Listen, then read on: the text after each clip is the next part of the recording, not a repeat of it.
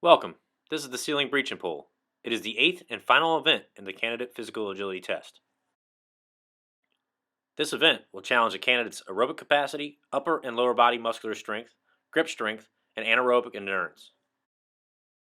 During this event, the candidate will stand within the boundaries established by the equipment frame and proceed to use a pike pole to push up a 60-pound hinge door in the ceiling 3 times. The candidate then hooks the pike pole to an 80-pound ceiling device and pulls 5 times. Each set consists of 3 pushes and 5 pulls. The candidate repeats this set 4 times.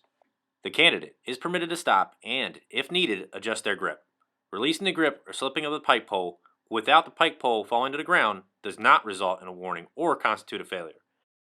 The candidate may reestablish the grip and resume the event.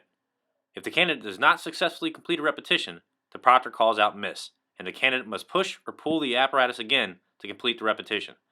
The event and the total test time ends when the applicant completes the final pull stroke repetition as indicated by the proctor who calls out time. At this time, let's cover some of the rules and regulations pertaining to this event. When pushing or pulling, if the candidate drops the pike pole, he or she will receive 1 warning. If the candidate commits a second infraction for dropping the pike pole, it will result in failure. Another rule is the candidate will receive 1 warning for stepping out of bounds. If the candidate commits a second infraction for stepping outside of the boundary marked by the testing apparatus, will result in failure. As mentioned before, the candidate is permitted to stop and reestablish their grip.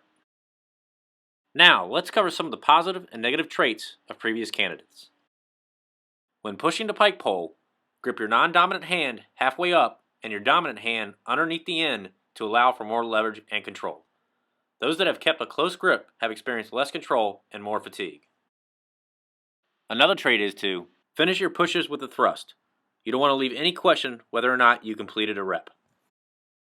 A final trait is, when pulling, use a high grip and allow your body weight to do the work. Be advised that this method will slow you down, so if you are able to perform the reps with the use of your arms and back muscles, do so. When positioning yourself in the boundary created by the apparatus, you should stand at the end of the boundary on the side of the push. Staying in this spot will allow you to transition from push to pull in an efficient manner.